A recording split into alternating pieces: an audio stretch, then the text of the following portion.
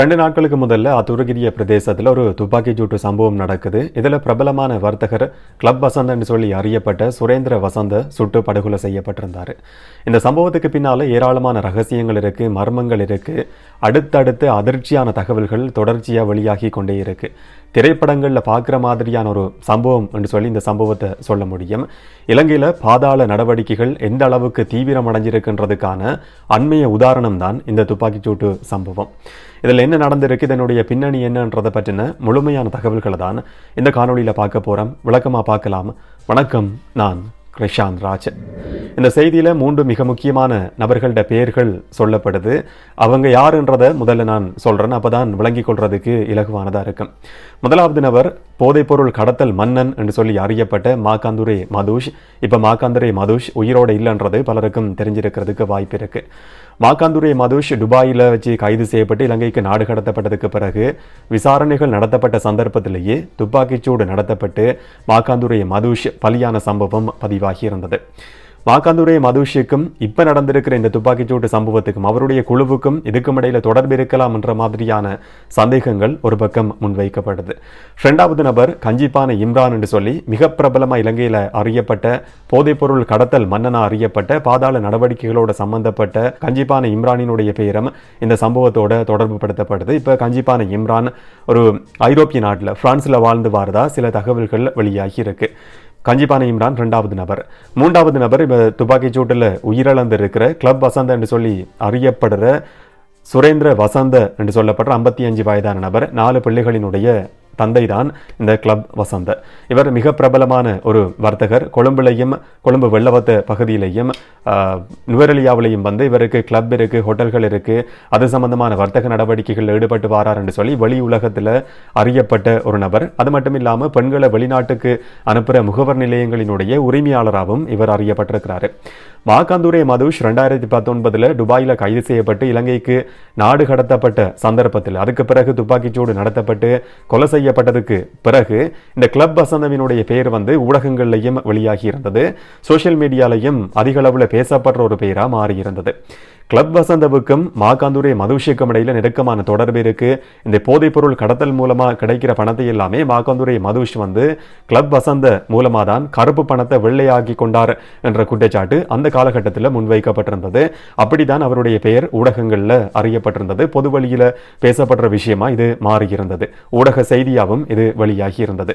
ஆனால் இந்த குற்றச்சாட்டுகளை எல்லாம் கிளப் வசந்த வந்து நிராகரிச்சிருந்தார். மாக்காந்துரே மதுஷுக்கும் எனக்கும் இடையில எந்த விதமான சம்பந்தமும் கிடையாது, நட்பு கிடையாது என்று சொல்லி அவரால் தொடர்ச்சியாகவே சொல்லப்பட்டு வந்திருந்தது. இந்த மாதிரி மாக்காந்துரே மதுஷ் துபாயில் கைது செய்யப்பட்டு இலங்கைக்கு நாடு கடத்தப்பட்டதுக்கு பிறகு போலீஸ் விசாரணை நடத்தப்பட்ட சந்தர்ப்பத்தில் தான் துப்பாக்கிச்சூடு நடத்தப்பட்டு மாக்காந்துரே மதுஷினுடைய உயிர் காவு கொள்ளப்பட்டிருந்தது.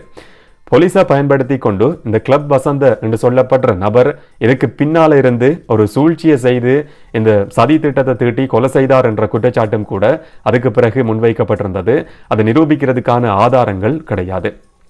இந்த மாதிரியான பின்புலத்தில் மாக்காந்துரே மதுஷ் உயிரிழந்ததுக்கு பிறகு அவருடைய பணம் பெருந்தொகையில் வந்து இந்த கிளப் வசந்தட்ட இருந்ததா கூட தகவல்கள் வெளியாகி இருந்தது.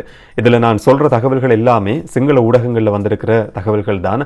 விசாரணைகளில் வெளிவந்திருக்கிற தகவல்களையும் நான் சொல்கிறேன். இந்த கிளப் வசந்தட்ட வந்து மாக்காந்துரே மதுஷினுடைய கோடிக்கணக்கான பணம் இருந்ததா சொல்லப்படுது. கிட்டத்தட்ட 30 கோடி ரூபாய் தொடக்கம் 50 கோடி ரூபாய் வரையில் இருந்ததா கூட சில தகவல்கள் இருக்குன்னு சொல்லி சிங்கள ஊடகங்களில் பேசப்பட்டு வருது. இந்த பணத்தை நீண்ட காலமாகவே இந்த கிளப் வசந்த என்று சொல்லப்படுற நபர் பதுக்கி வச்சிருந்தார், மறைச்சி வச்சிருந்தார் என்ற தகவல்களும் வெளியாகி இருந்தது.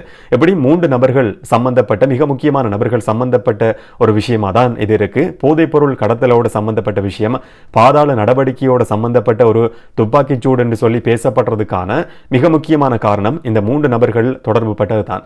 இந்த மாதிரி மாக்காந்துரே மதுஷினுடைய பெருந்தொகையான பணம் இந்த கிளப் வசந்தவினுடைய அவர்கிட்ட இருக்குன்னு சொல்லி தகவல் வெளியானதுக்கு பிறகு கஞ்சிப்பான இம்ரான் என்று சொல்லி நான் முதல்ல சொன்ன அந்த போதைப்பொருள் கடத்தல் மன்னன் அறியப்பட்ட நபர் இவர் கிளப் வசந்தவை தொடர்பு கொண்டு அந்த பணத்திலிருந்து ஒரு தொகையை வந்து கேட்டிருக்கிறாரு. அவசரமா எனக்கு தேவைன்னு சொல்லி கஞ்சிப்பான இம்ரான் அந்த பணத்தை கேட்டதா தகவல்கள் வெளியாகி இருந்தது.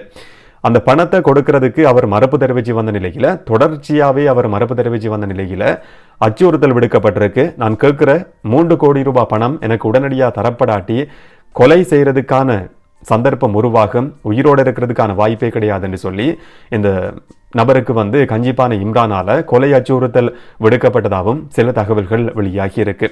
இப்படியான ஒரு பின்புலத்தில் தான் அத்துரகிரிய பிரதேசத்தில் வந்து ஒரு டட்டூ நிலையம் திறந்து வைக்கப்படுது. 2 நாட்களுக்கு முதல்ல இந்த திறப்பு விழா நடக்குது. அந்த துப்பாக்கிச்சூடு நடந்த நாளும் கூட அதுதான். குறிப்பாக யூனிக் டட்டூ அண்ட் பியர்சிங் ஸ்டூடியோ என்று சொல்லப்படுற ஒரு டட்டூ நிறுவனம், பச்சைகுத்துற ஒரு கடையை வந்து ஒரு நபர் திறக்கிறாரு. துலான் சஞ்சுலா என்று சொல்லப்படுற நபரால் அந்த கடை திறக்கப்படுது. அந்த டட்டூ நிலையத்தை திறக்கிறதுக்காக சிலருக்கு அழைப்பு விடுக்கப்படுது. அதில் மிக முக்கியமான ஒரு நபர் தான் அந்த பிரபலமாக அறியப்பட்ட கிளப் வசந்த. அவருடைய மனைவியும் இந்த நிகழ்வில் கலந்து கொள்றதுக்காக 2 நாட்களுக்கு முதல்ல அந்த இடத்துக்கு போகிறாங்க. இந்த 2 பேரோட சேர்த்து பிரபலமான பாடகி அறியப்பட்ட கே சுஜீவா என்று சொல்லப்படுற பெண்ணுக்கும் அங்கு அழைப்பு விடுக்கப்படுது. இப்படி ஒரு சிலர் மட்டும் கூடியிருந்த சந்தர்ப்பத்தில் அத்துரகிரிய பிரதேசத்துக்கு ஒரு கார் வருது.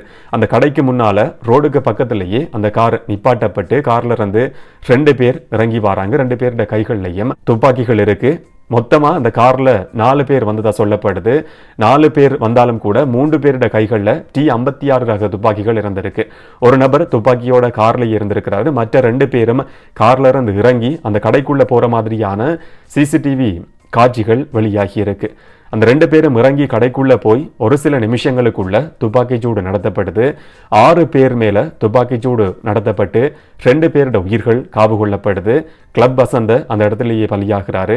அவரோட சேர்த்து இன்னும் ஒரு ஆணொருத்தரோட உயிரும் வந்து காவு கொள்ளப்பட்டிருந்தது. இன்னும் 4 பேர் காயமடைகிறாங்க. ஹோமாகம வைத்தியசாலையிலையும் கொழும்பு தேசிய வைத்தியசாலையிலையும் அவங்களுக்கு சத்திர சிகிச்சைகள் மேற்கொள்ளப்பட்டிருந்தது. இதுல 2 பெண்கள், அந்த பாடகி, பிரபலமான பாடகி, அதோட சேர்த்து அந்த டட்டூ நிறுவனத்தினுடைய அந்த உரிமையாளருடைய மனைவியும் இதில் காயமடைகிறாங்கன்றது மிக முக்கியமான ஒரு தகவல். அதோடு சேர்த்து கிளப் வசந்தவினுடைய மனைவியும் இதில் காயமடைகிறாங்க. பட்டப்பகலில் இந்த துப்பாக்கிச்சூட்டு சம்பவம் நடக்குது. எல்லாமே சிசிடிவி கேமராக்களில் பதிவாகி இருந்தது. கார்ல இருந்து அங்கே வெளியேறி இன்னும் ஒரு வேன்ல மாறி இருக்கிறாங்க. அதுக்கு பிறகு அந்த வேன்ல இருந்து இன்னும் ஒரு கார்ல மாறி அந்த சந்தேக நபர்கள் பயணிச்சிருக்கிறாங்கன்ற தகவல் போலீஸ் விசாரணையில் பிறகு தெரிய வந்திருந்தது. இந்த 3 வாகனங்களுக்கும் பயன்படுத்தப்பட்டது போலியான இலக்கத்தகடு என்ற விஷயம் பிறகு தெரிய வருது. இது சம்பந்தமான விசாரணைகளை முன்னெடுக்கிறதுக்காக 6 போலீஸ் குழுக்கள் நியமிக்கப்பட்டிருந்தது. 5 பேர்கிட்ட வாக்குமூலங்கள் பதிவு செய்யப்படுது. இந்த வாக்குமூலத்தில் தான் அதிர்ச்சியான தகவல் தெரிய வருது. அந்த டட்டூ நிறுவனத்தினுடைய உரிமையாளர் துலான் என்று சொல்லப்படுற நபர் அதிர்ச்சியான ஒரு ஒப்புதல் வாக்குமூலத்தை அளிக்கிறாரு. அவர் அந்த சந்தர்ப்பத்தில் அந்த கடைக்குள்ள இருந்தாலும் கூட அவருக்கு எந்த விதமான பாதிப்பும் ஏற்படல. இது ஒரு சந்தேகத்தை ஏற்படுத்தி இருந்தது. அந்த சந்தர்ப்பத்திலேயே அவர்கிட்ட வாக்குமூலம் பதிவு செய்யப்பட்ட சந்தர்ப்பத்தில் ஒப்புதல் வாக்குமூலத்தை வந்து அவர் கொடுக்கிறாரு. துபாயில இருந்து எனக்கு ஒப்பந்த அடிப்படையில் 10 லட்சம் ரூபாய் கைமாறி இருந்தது. இதை ஏற்றுக்கொண்டுதான் இந்த நிகழ்வில் கலந்து கொள்றதுக்காக நான் கிளப் வசந்தவுக்கு அழைப்பு விடுத்திருந்தேன். இந்த மாதிரியான ஒரு சம்பவம் நடக்க இருக்குன்றது எனக்கு ஏற்கனவே தெரியும். அந்த 10 லட்சம் ரூபாவை பெற்றுக்கொண்டு அதுக்கான அழைப்பை நான் விடுத்தேன். இது திட்டமிடப்பட்ட ஒரு நிகழ்வு, இந்த கொலை செய்யறதுக்காகவே திட்டமிட்டு நடத்தப்பட்ட ஒரு நிகழ்வுன்ற அதிர்ச்சியான வாக்குமூலத்தை அந்த டட்டூ நிறுவனத்தினுடைய உரிமையாளர் போலீஸுக்கு சொல்றாரு. இதன் அடிப்படையில் துபாயில இருந்து இந்த கொலை சம்பவம் திட்டமிடப்பட்டது என்றது தெரிய வருது. 2 மிக முக்கியமான சந்தேக நபர்களினுடைய பெயர்கள் இப்ப குறிப்பிடப்பட்டு போலீஸ் விசாரணைகள் அடுத்த கட்டத்தை நோக்கி நகர்ந்து கொண்டிருக்கு என்ற தகவலையும் போலீஸ் இப்ப சொல்லியிருக்கு. அந்த இடத்துல இருந்து KPI என்று சொல்லி குறைக்கப்பட்ட வெற்று தோட்டாக்கள் கண்டுபிடிக்கப்படுது. துப்பாக்கிச்சூடு நடத்தப்படுது. அதிலிருந்து வெளிவந்திருக்கிற தோட்டாக்கள்ல KPI என்று சொல்லி எழுதப்பட்டிருக்கு. கஞ்சிப்பானை இம்ரான் என்று சொல்லி குறிக்கிற மாதிரி தான் அந்த KPI என்ற 3 ஆங்கில எழுத்துக்களும் குறிக்கப்பட்டது என்ற விஷயம் ஊடகங்களில் பேசப்படுற விஷயமாகவும் மாறியிருக்கு. இந்த மாதிரி சில சந்தேகங்கள் முன்வைக்கப்பட்டிருக்கு. அப்படியா இருந்தாலும் போலீஸ் விசாரணைகள் தொடர்ச்சியாகவே நடத்தப்பட்டு வருது. முதலாவது மாகாந்துரை மதுஷோட சம்பந்தப்பட்டதா இது இருக்கலாம், இல்லாட்டி கஞ்சிப்பானை இம்ரானோட சம்பந்தப்பட்டதா இது இருக்கலாம், இல்லாட்டி வேற யாராவது திட்டமிட்டு நடத்தியிருக்கிற ஒரு படுகொலை சம்பவமா இது இருக்க முடியும். எப்படியா இருந்தாலும் கூட பட்டப்பகல இந்த மாதிரியான ஒரு துப்பாக்கிச்சூட்டு சம்பவம் நடந்திருக்கு. 2 பேர் கடைக்குள்ள வந்து துப்பாக்கிச்சூடு நடத்தி தைரியமா அங்கிருந்து வெளியேறி இருக்கிறாங்கன்னு சொன்னா இதுக்கு பின்னால ஏதோ ஒரு பெரிய சக்தி இருக்குன்றதுல எந்த விதமான மாற்று கருத்தும் கிடையாது. விசாரணைகள் நடத்தப்படுது. இந்த விசாரணைகளினுடைய முடிவுல இதுக்கு பின்னால் இருக்கிற மர்மம் வெளிச்சத்துக்கு வருமா இல்லையான்றதை நம்ம பொறுத்திருந்து பார்க்கலாம். இதை பற்றி நீங்க என்ன நினைக்கிறீங்கன்றதை கமெண்ட்ல பதிவு செய்யுங்க. இன்னும் ஒரு காணொலியிலே இன்னும் ஒரு தகவலோட சந்திக்கலாம். வணக்கம்.